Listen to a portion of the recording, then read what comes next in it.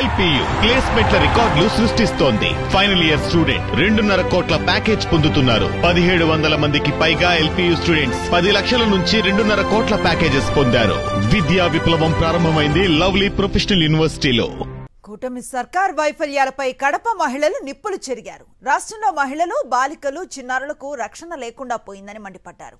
శాంతి భద్రతలు క్షీణించాయని హోంమంత్రి అనిత వెంటనే తన పదవికి రాజీనామా చేయాలని డిమాండ్ చేశారు. హోంమంత్రికి జగన్మోహన్ రెడ్డిని తిట్టనే పనిగా పెట్టుకొని హోమ్ మినిస్టర్ అయింది. ఎత్తుకుంటే పులివెందల ఎవరైనా ఎమ్మెల్యే అయితేనే మినిస్టర్లు, హోమ్ మినిస్టర్లు అవుతారు. ఆ లాజిక్ ఆమెకు తెలియడం లేదు. ఒక హోమ్ మినిస్టర్ కానివ్వండి, ఒక మహిళ అయింది, నువ్వు అరాచకాలు చిన్న పిల్లల కానించి 80 ఏళ్ళ ముసలిల వరకు ఎవరిని వదిలిపెట్టలే. కూటమి ప్రభుత్వం వచ్చి ఏం చేసినారో ఏం చెందినారో మీరు అబద్ధాల హామీ చెప్పి సూపర్ 6 అని మీరు గెలిచినారు. ప్రజలను మబ్బా పెట్టి మీరు గెలిచినారు. ఒక్కటన్నా చేసినారా? రైతులకు ఇచ్చినారా? అమ్మఒడి ఇచ్చినారా? చేయూతి ఇచ్చినారా? ఒంటరి మహిళలు ఇచ్చినారా?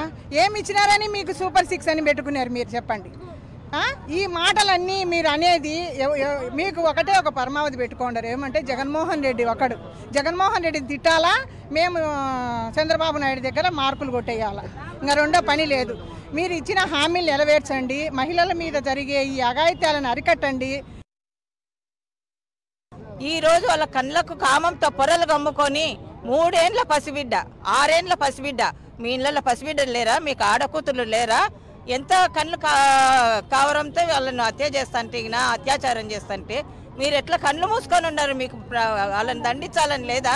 మీ గవర్నమెంట్ కదా, మీ అధికారం చెలాయిస్తున్నారు అందరి మీద. ఏదన్నా అంటే వాళ్ళ మీద కక్ష తీర్చుకుంటున్నారు. నిజంగా రెడ్ బుక్ రాజ్యాంగం అంటే రక్తంతో రాసి మీరు రక్త తర్పణాలు చేస్తున్నారు జనాలకు. ఈ రక్త తర్పణాలని మానుకోవాలని కోరుకుంటున్నాను.